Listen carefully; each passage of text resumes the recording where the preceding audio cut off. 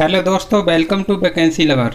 तो दोस्तों आज मैं ये वीडियो लेकर आया हूँ। यूपी पुलिस एसआई गोपनीय पद जो कि 295 पद निकाले गए हैं और एएसआई क्लर्क के 624 पद निकाले गए हैं भर्ती बोर्ड द्वारा और एएसआई अकाउंट के 358 पद निकाले गए।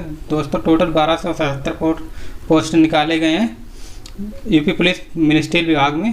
तो दोस्तों हम कंप्लीट चर्चा करेंगे क्या इसका जॉब प्रोफाइल होता है। और अगर हम एजुकेशनल क्वालिफिकेशन की बात करें तो ग्रेजुएशन मांगा गया इसमें और ओ लेवल मांगा गया। और दोस्तों ओ लेवल के बारे में बच्चों में बहुत सारा कन्फ्यूजन है, क्योंकि उसमें नोटिस में दिया गया ओ लेवल के समकक्ष कौन कौन से आपकी डिग्री मान्य हो जाएंगी। तो दोस्तों हम कंप्लीट चर्चा करेंगे इस वीडियो में, बने रहिए दोस्तों। वीडियो थोड़ा लंबा हो सकता है लेकिन आपको पूरा इन्फॉर्मेटिव वीडियो मिलेगा दोस्तों, और इस वीडियो को देखने के बाद आपके पास कोई भी डाउट नहीं बचेगा। तो चलिए वीडियो को शुरू कर।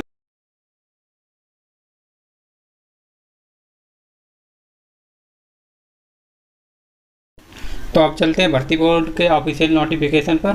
तो दोस्तों आप देख सकते हैं कि आपको पहले बता दें कि ये जो यूपी पुलिस एएसआई की जो वैकेंसी आई थी, तो ये तो भर्ती बोर्ड ने इसका नोटिफिकेशन पहले दिया था 1 मई को, ठीक है दोस्तों। और उसने ये बोला था कि 1 मई से आपके फॉर्म स्टार्ट हो जाएंगे, बट कोरोना की दूसरी लहर आ गई, उसमें इसको डिले किया गया और फिर 11 मई को एक नोटिस निकाला गया और उसमें बताया गया कि 1 जून से आपके फॉर्म स्टार्ट हो जाएंगे दोस्तों। तो आप देख सकते हैं कि 1 जून से आप फॉर्म को भर सकते हैं। पंजीकरण आरंभ होने की तिथि 1 जून है। 1/6/2021 से आप फॉर्म को अप्लाई कर पाएंगे और इसकी जो लास्ट डेट है वो 30/6/2021, यानी कि 30 दिन का समय मिला है आप लोगों के लिए फॉर्म भरने को। तो दोस्तों आप 1 जून से आप फॉर्म को अप्लाई कर पाएंगे। और दोस्तों हम इसमें आप देख सकते हैं कि उत्तर प्रदेश पुलिस महानिदेशक उत्तर प्रदेश लखनऊ द्वारा प्रेषित अध्याचन में उत्तर प्रदेश पुलिस उपनिरीक्षक गोपनीय यानी एसआई कॉन्फिडेंशियल के ये पद हैं 295 और एएसआई लिपिक के पद 624 दिए गए हैं इसमें। और एएसआई लेखा यानी जिसे अकाउंट बोलते हैं वो 358 पद इसमें निकाले गए हैं और टोटल 1277 पोस्ट निकाली गई हैं। तो दोस्तों वीडियो को अंत तक देखिए और आप इसमें देख सकते हैं कि इसमें 11 मई को ये नोटिस दिया गया था और 1 जून से आपके फॉर्म स्टार्ट होने वाले हैं। दोस्तों अब चलते हैं इसके ऑफिशियल नोटिफिकेशन पर, जिसमें कि ये दिया गया है कि दोस्तों मैंने अपना नोटिफिकेशन पहले से ही डाउनलोड कर रखा है अपने लैपटॉप में। तो दोस्तों अगर आप भी इसको नोटिफिकेशन को डाउनलोड करना चाहते हैं तो आप भर्ती बोर्ड की ऑफिशियल वेबसाइट से इसको डाउनलोड कर सकते हैं, या फिर मैं अपने वीडियो के डिस्क्रिप्शन में इसका लिंक दे दूँगा, आप वहाँ से भी डाउनलोड कर सकते हैं। दोस्तों आप देख सकते हैं कि दिनांक मार्च 2021 में ये नोटिफिकेशन आ गया था और जिसमें कि 3 तरह की पोस्ट दी गई हैं। इसमें एसआई गोपनीय यानी कि जिसे कॉन्फिडेंशियल बोलते हैं उसकी 295 पोस्ट दी गई हैं और एएसआई लिपिक, ठीक है दोस्तों, इसकी 624 पोस्ट हैं और एएसआई लेखा जिसे आप अकाउंट बोलते हैं 358 पोस्ट दी गई हैं। टोटल 1277 पोस्ट हैं। और दोस्तों चलते हैं अगले पेज पर। दोस्तों ये कैटेगरी वाइज पोस्ट दी गई है कि ओबीसी ईडब्ल्यूएस के लिए 29 पोस्ट, ओबीसी के लिए 79। तो दोस्तों आप अपनी कैटेगरी के हिसाब से इस पोस्ट को देख सकते हैं। और दोस्तों अगर आप बात करते हैं सैलरी की, तो सैलरी इसमें एसआई गोपनीय की सैलरी आप इसमें देख सकते हैं कि 9300 ग्रेड पे है और इसकी सैलरी 35,400 से स्टार्टिंग होती है। और दोस्तों अगर इसकी ओवरऑल सैलरी की बात करें तो जब आपका ट्रेनिंग पीरियड फिनिश होता है उसके बाद वही 60-65 हज़ार के करीब आपकी सैलरी बन जाती है। तो दोस्तों और तो आपको पता ही है कि एसआई में एक रियल सिंघम वाली पावर होती है। और फिर चलते हैं अगले पेज पर। और दोस्तों आप देख सकते हैं कि इसमें एक दिया गया अभ्यर्थी का चयन आवेदित पद के अनुसार कंप्यूटर टंकण एवं आंचलिक परीक्षा में उत्तीर्ण अभ्यर्थियों की लिखित परीक्षा में प्राप्त अंकों के आरक्षण के प्रावधानों एवं उनके आवेदन पत्र में अंकित द्वितीय तृतीय ऑर्डर ऑफ प्रेफरेंस, यानी कि इसमें प्रेफरेंस आपसे मांगा जाएगा और फिर जो भी आपका स्किल टेस्ट होगा उसमें उसके हिसाब से आपको पोस्ट दी जाएगी, ठीक है दोस्तों। और अब आप चलते हैं अगले पेज पर। इम्पोर्टेंट डेट्स क्या रहने वाली हैं आप लोगों के लिए। तो दोस्तों क्योंकि ये नोटिफिकेशन 1 मई को आ गया था और 1 मई से फॉर्म स्टार्ट भी होने थे, लेकिन बीच में कोरोना की सेकेंड लहर आ गई जिससे कि भर्ती बोर्ड ने अब इसकी ऑनलाइन आवेदन प्रारंभ करने की डेट को बढ़ाकर 1 जून कर दिया है दोस्तों। तो आप 1 जून से इस फॉर्म को अप्लाई कर पाएंगे और 1 जून से लेकर 30 जून तक इस फॉर्म को अप्लाई कर पाएंगे। जो कि 30 दिन का टाइम दिया गया है आप लोगों को, और बाकी सब सेम है, सिर्फ यहाँ पे डेट को चेंज कर दिया गया है। और इसमें 400 रुपये फीस रहेगी। और आप ये तो आप देख ही सकते हैं कि भारत का नागरिक होना चाहिए। और शैक्षिक अर्हता की बात करें तो इसमें बीज द्वारा स्थापित स्नातक उपाधि, यानी कि आपके पास ग्रेजुएशन होनी चाहिए। और दोस्तों ग्रेजुएशन आपके पास BA है, BSc है, BCom है, आप सब कुछ इसमें एलिजिबल रहता है। चाहे आपके पास BE BTech जो भी आपने कर रखा है वो आप इसमें एलिजिबल है। और इसमें आप देख सकते हैं कम से कम 25 वर्ड पर मिनट हिंदी टंकड़, यानी कि हिंदी की टाइपिंग 25 वर्ड पर मिनट मांगी गई है, और इंग्लिश की टाइपिंग 30 वर्ड पर मिनट मांगी गई है। ठीक है दोस्तों, तो अगर आपकी अभी स्पीड थोड़ी कम है तो अभी से आप इसकी प्रैक्टिस करना स्टार्ट कर सकते हैं। और इसमें क्या है कि कॉन्फिडेंशियल के लिए न्यूनतम 80 वर्ड पर मिनट की हिंदी आश्लिप श्रुति लेके, यानी कि जिसे आप स्टेनोग्राफी बोलते हैं, तो वो मांगी गई है। ठीक है दोस्तों, और इसमें O लेवल का प्रमाण पत्र, तो दोस्तों आपके लिए क्या है कि आपके पास पहली बात तो ग्रेजुएशन होनी चाहिए और प्लस O लेवल का सर्टिफिकेट होना चाहिए। ठीक है दोस्त, अब चलते हैं कि इसमें लिपिक वाले में भी यही अर्हता है कि इसमें आपका ग्रेजुएशन होना चाहिए और इसमें O लेवल होना चाहिए। और इसमें क्या है कि इसमें टाइपिंग तो वही हिंदी वाली 25 वर्ड पर मिनट होनी चाहिए और इंग्लिश वाली 30 वर्ड पर मिनट होनी चाहिए, लेकिन इसमें वो स्टेनोग्राफी इसमें नहीं मांगेगी। ठीक है दोस्त, स्टेनोग्राफी सिर्फ गोपनीय पद के लिए है और वही इसमें रहने वाला है। अब आगे चलते हैं। अब काफ़ी दोस्तों को ये कन्फ्यूजन आ रहा है कि सर O लेवल जो है वो किसके समकक्ष रखा गया है, क्योंकि काफ़ी कैंडिडेट ऐसे हैं जो कि O लेवल से अधिक हायर डिग्री को धाड़ किए हैं और वो अभी ये सोच रहे हैं कि हमारा फार्म पढ़ पाएगा या नहीं पढ़ पाएगा।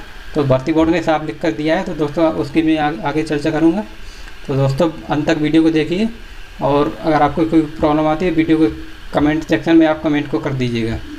ठीक है दोस्त, और इसमें अंतिम तिथि की मतलब ये बोला गया है कि जब तक आपकी अंतिम तिथि है, ठीक है दोस्त, यानी कि 30 जून तक आपको ये सारी आपके पास आपकी ग्रेजुएशन कंप्लीट हो जानी चाहिए, O लेवल का प्रमाण पत्र कंप्लीट हो जाना चाहिए, या फिर O लेवल के समकक्ष जो भी आपका प्रमाण पत्र है वो 30 जून में देख लेते हैं एज चाहिए।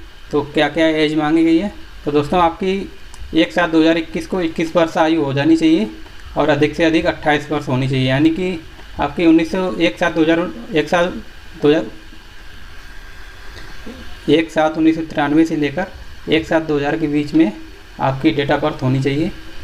ठीक है, और SC को 5 वर्ष की छूट दी गई है, यानी कि आपकी अगर 5 साल ज़्यादा भी है तो आपकी चल जाएगी। ST के लिए 5 साल की छूट, OBC के लिए 5 साल और एक सर्विसमैन के लिए 3 साल की दी गई है, और यूपी में अगर राज्यकर्मी है तो 5 साल की छूट दी गई है आप लोगों को। और अब चलते हैं अगले नेक्स्ट पेज पर, और इसमें आपको वही है कि ज़्यादा आपको ध्यान देने की ज़रूरत नहीं है। अब इसमें देख लेते हैं कि आपका सिलेबस क्या रहने वाला है। तो दोस्तों आपके लिए एक पेपर में टोटल 160 क्वेश्चन होंगे, जिसमें से 40 क्वेश्चन हिंदी और कंप्यूटर ज्ञान के होंगे, और 40 क्वेश्चन सामान्य जानकारी और करंट अफेयर के होंगे, और 40 क्वेश्चन मैथ के होंगे, 40 क्वेश्चन रीजनिंग के होंगे। तो दोस्तों आप इसमें देख सकते हैं कि इसमें मूल विधि नहीं मांगा गया है। ठीक है दोस्त, तो आपको इसके लिए मूल विधि नहीं पढ़ना है, और इसमें 100 अंक रहेंगे, 100 अंक के 4 सेक्शन रहेंगे, यानी कि इसमें आपको टोटल 400 का पूर्णांक रहेगा। और इसमें आप देखते हैं सेक्शनल कट ऑफ भी है क्या? हाँ दोस्त, बिल्कुल सेक्शनल कट ऑफ है 35% की, और कुल 40% अंक आपको लाने हैं। ठीक है, आपको हर सेक्शन में 35% अंक स्कोर करने हैं। और ये आपका फार्मूला जो कि ना तो हमको समझ में आ रहा है ना तो भर्ती बोर्ड को समझ में आएगा कि आखिर नॉर्मलाइजेशन का उनका फार्मूला क्या है। और इसमें DB का देख सकते हैं, और इसमें शारीरिक मानक परीक्षण यानी कि PST, तो इसके लिए आपके जो भी मेल कैंडिडेट होंगे उनके लिए जो लंबाई है वो 1 सेंटीमीटर होनी चाहिए, और अगर आप SC ST से हैं अगर आप तो 156 भी आपकी चल जाएगी, और सीना जो है 77 सेंटीमीटर बिना फुलाने पर कम से कम ये है, और अधिक और 82 सेंटीमीटर फुलाने पर। और ये आप देख सकते हैं न्यूनतम जो सीना जो न्यूनतम फुला हुआ है 5 सेंटीमीटर होना चाहिए। और महिला अभ्यर्थियों के लिए लंबाई 150 सेंटीमीटर है, और एक 45 है अगर आप एसटी से हैं, और 40 किलोग्राम मिनिमम वजन रखा गया है। और लड़कों के लिए कोई ऐसा मानक नहीं है, कितना भी वजन चल जाएगा। दोस्तों आप देख सकते हैं कि जिन लोगों की लंबाई कम है, या फिर जो लोग अपने यूपीएसआई में क्या रहता है कि 168 उसमें लंबाई मापी जाती है। तो दोस्तों अगर आपकी लंबाई कम है तो आपके लिए बेस्ट अपॉर्चुनिटी है, और ये जॉब भी काफ़ी सिक्योर रहती है। और आपके काम का देख लेते हैं इसमें क्या क्या दिया गया है। इसमें आप देख सकते हैं कि इसमें 4 चरण होंगे। एक तो रिटन हो गया आपका, दूसरा फिजिकल हो गया, तीसरा चिकित्सा हो गया, चौथा चरित्र सत्यापन हो गया। ठीक है दोस्तों, और आप अपने प्रमाण पत्र जो भी है बनवा के रख लीजिए। और अगर आपके पहले के बने हुए हैं तो बिल्कुल वो भी चल जाएंगे, ऐसा कोई इशू नहीं है।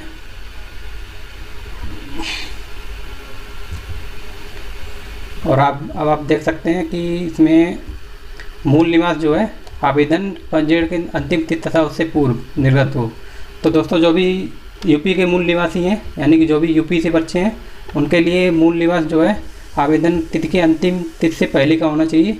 यानी कि आपका कितना भी पुराना मूल निवास हो, और मैं तो कहता हूँ आप दोस्तों आप कम से कम 3 साल तक का अगर मूल निवास है तो आप वही अपलोड कर दीजिए, अगर नहीं है तो आप बनवा लीजिए नया। ठीक है दोस्त। और अगर आप ओबीसी लगाना चाह रहे हैं तो 1 अप्रैल 2020 का 1 अप्रैल 2020 से बाद का ओबीसी होना चाहिए। और देख लेते हैं क्या है ऑनलाइन आवेदन प्रक्रिया है। ये तो साइबर कैफ़े वाला जाने, इससे आपको कोई मतलब नहीं है। बस आपकी फ़ीस जो है 400 रुपये है, और 50 रुपये उसके ऑनलाइन फीस के देने हैं, यानी कि आपको 450 रुपये देने हैं साइबर कैफ़े वाले को। वो आपका फॉर्म ऑनलाइन कर देगा।